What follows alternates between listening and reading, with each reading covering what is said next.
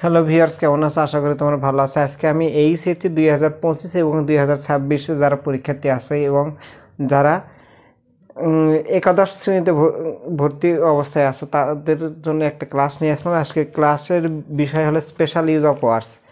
Special use of ওয়ার্ডসের মধ্যে আমি যেটা লিখছি হলো লিস্ট, তারপরে ইট ইজ হাই টাইম আর ইট ইজ টাইম। দেখো, ইট ইজ হাই টাইম আর ইট ইজ টাইম সেম জিনিস, ইন অর্ডার দ্যাট আর ইন অর্ডার টু, এটাও আমি বুঝাবো। তারপরে আনলেস, তারপরে অ্যাজ সুন অ্যাজ। এখন দেখো লেসটা কোন জায়গায় ব্যবহার হবে। লেস্ট ওই ক্ষেত্রে ব্যবহার হবে যদি ওই বাক্যটার যে কোনো পরের অংশে নেগেটিভ ভার্ব থাকে। কী ভার্ব থাকতে হবে? নেগেটিভ ভার্ব থাকতে হবে। যেমন ধরো এখানে লেখা আছে মিস। এখন work first lest you should miss the class. এখন এখানে শুডও থাকতে পারে, মাইটও থাকতে পারে, পরে যাতে এমন না হয়। লেস্ট মানে পরে যাতে এমন না হয়। ইউ শুড মিস অথবা you might miss the class. Miss হতে পারে, ফেল হতে পারে, এরকম ফরগেট হতে পারে। নেগেটিভ ভার্ব হবে, যেটাই হবে নেগেটিভ ভার্ব। তাহলে এক্ষেত্রে হবে হলো লিস্ট। একটা জিনিস মনে রাখবো, লিস্ট লিখতে যেন আর আবার লাস্ট না লেখো। তারপর দেখো it is high time, it is time, এটা ওই ক্ষেত্রে ব্যবহার হবে যদি গ্যাপের পরে দ্বিতীয় অংশে যদি পাস্ট টেন্স থাকে। যেমন ধরো এক্ষেত্রে আমরা লিখছি হলো, উপরটা মিশে দিই, দেখো কী লেখা আছে, চেঞ্জ লেখা আছে। তাহলে এ জায়গাতে লেফট হতে পারে, গেভ আপ হতে পারে, গেভ আপ, এরকম পাস্ট টেন্স হতে পারে। দ্বিতীয় অংশে পাস্ট টেন্স থাকলে সেখানে আমরা কি ইউজ করবো, হয় ইট ইজ হাই টাইম, না হলে ইট ইজ টাইম। আরেকটা জিনিস মনে রাখবা, always it is high time থাকলে ইট ইজ টাইম দেবে না, ইট ইজ টাইম থাকলে ইট ইজ হাই টাইম থাকবে না। এই ক্ষেত্রে তাহলে আমরা ইউজ করবো ইট ইজ হাই টাইম। এটা রাইট হ্যান্ড দ্য ভার্বের মধ্যে একটা রুলস হয়, এটা কমপ্লিটিং সেন্টেন্সের মধ্যে একটা রুলস হয়, এটা স্পেশাল ইউজ অফ ওয়ার্ডসের মধ্যে একটা রুলস হয়। তারপরে দেখো লেখা আছে হলে in order that he work hard. যদি গ্যাপের পরে, এটা হচ্ছে গ্যাপের পরে যদি ক্যান, কুড, মে, মাইট থাকে, কি থাকে?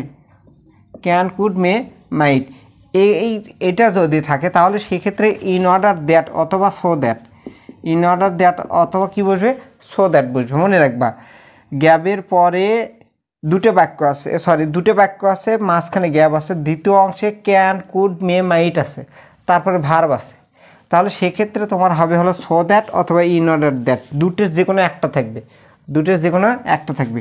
তাহলে এখানে দেয়া আছে, মনে করো ইন অর্ডার দ্যাট। আচ্ছা, ওটা যদি না থাকে তাহলে থাকবে হলো সো দ্যাট।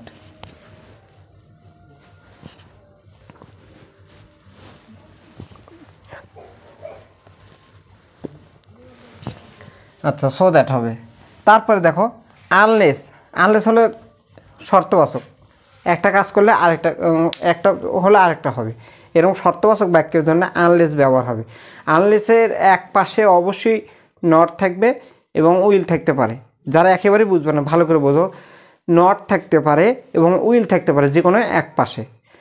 আচ্ছা, এখন দেখব ইউ ওয়ার্ক হার্ড, তুমি কঠোর পরিশ্রম করো, unless you will not shine অথবা সাকসিড ইন লাইফ। জায়গাটা একটু বাক্য ছোটো করে রাখছি, তাহলে আনলেস হবে, আনলেস ইউ ওয়ার্ক হার্ড, যদি না কঠোর পরিশ্রম করে, you will not shine in life, তাহলে তুমি জীবনে সফল হতে পারবে না। Succeed in life, shine in life, prosper in life. But একটা one condition is that you will have to find out will not অথবা ক্যান নট ব্যবহার হবে। এটা কিন্তু মাঝখানেও হতে পারে, কিন্তু দেখবা যে দুই পাশে কি আছে, শর্তবাচক বোঝাচ্ছে কি না, এটা দেখতে হবে। আচ্ছা, তারপরে দেখো কি আছে, অ্যাজ সুন অ্যাজ, এটা দুইভাবে ব্যবহার হবে। একটা হলো ফিউচার টেন্সের সাথে নট থাকবে না, সেক্ষেত্রে উইল হবে। আরেকটা ক্ষেত্রে ব্যবহার হবে দুই পাশে পাস্ট টেন্স ব্যবহার হতে পারে, আমি সেটাও উদাহরণ দিচ্ছি। দেখো আনলেসটা আমি মিশিয়ে দিই। যেমন ধরো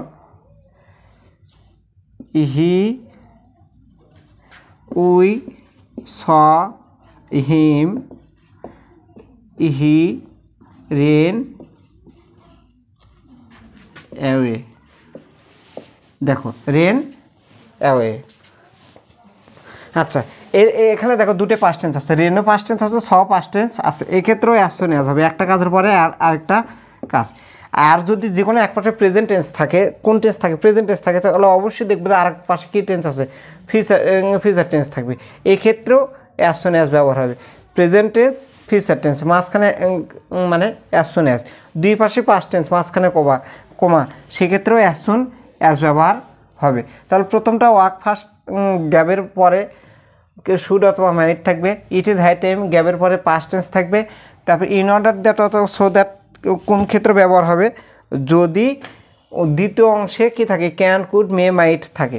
আচ্ছা, আনলেস ব্যবহার হবে এক পাশে নেগেটিভ আর এক পাশে হ্যাঁ বোধক, এবং যে পাশে নেগেটিভ থাকে সে পাশে অবশ্যই উইল থাকবে। অ্যাজ সুন অ্যাজ দুইভাবে ব্যবহার হয়, দুটো পাস্ট টেন্স বাক্যের সাথে, অথবা একটা প্রেজেন্ট টেন্স অথবা একটা present tense plus past future tense বাক্যের সাথে ব্যবহার হতে পারে। আমি আরও কয়েকটা উদাহরণ দিচ্ছি।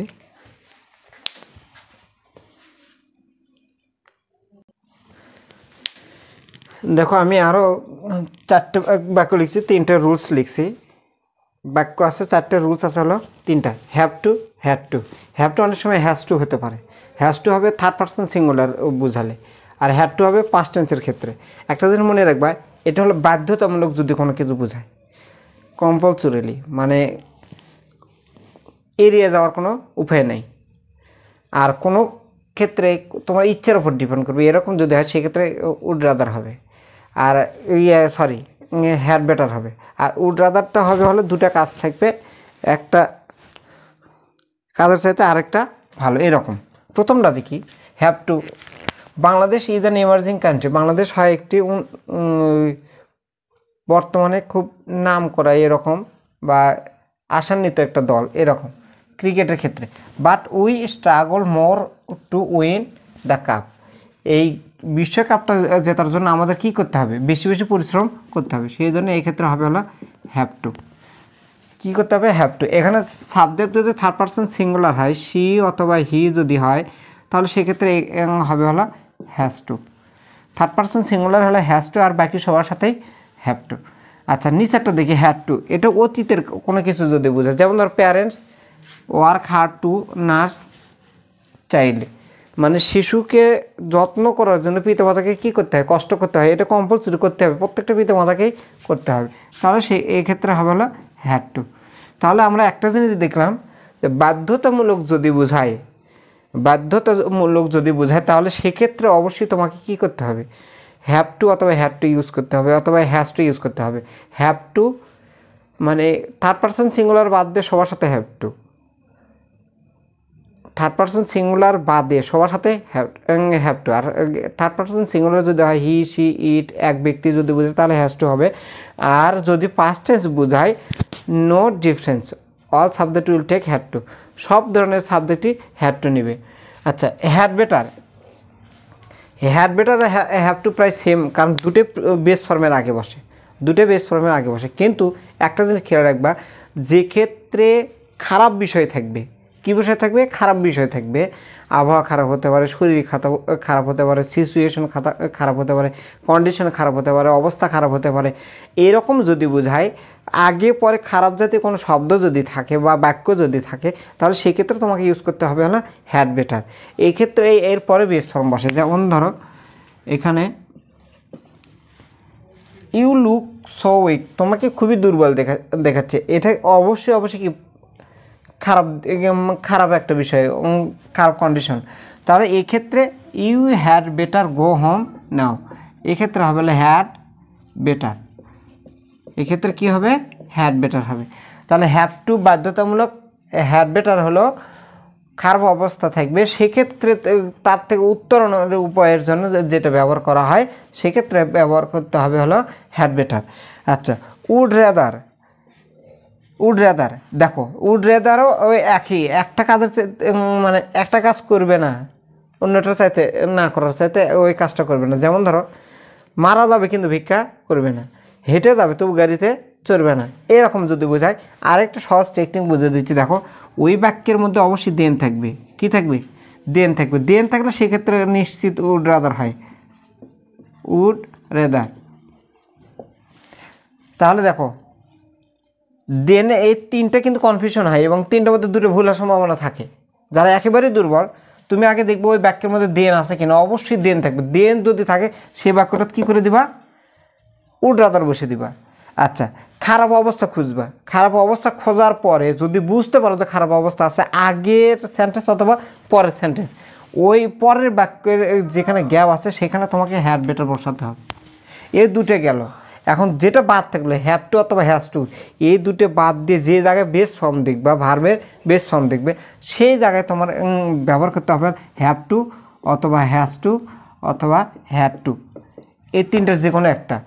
তিনোটার ক্ষেত্রে বেস ফর্ম হয় দেন থাকলে উড রাদার, খারাপ অবস্থা থাকলে হ্যাড বেটার, আর এই দুটোর বাইরে যেটা বেস ফর্ম থাকবে সেক্ষেত্রে তুমি বসে দিবে হলো হ্যাজ টু অথবা হ্যাভ টু। আশা করছি তোমরা বুঝতে পারছো। পরে কোনো ক্লাসে স্পেশাল ইউজ অফ ওয়ার্ডসের অন্যান্য বিষয় নিয়ে আমি তোমাদের সাথে আলোচনা করব। সে পর্যন্ত সবাই ভালো থাকো। আল্লাহ হাফেজ।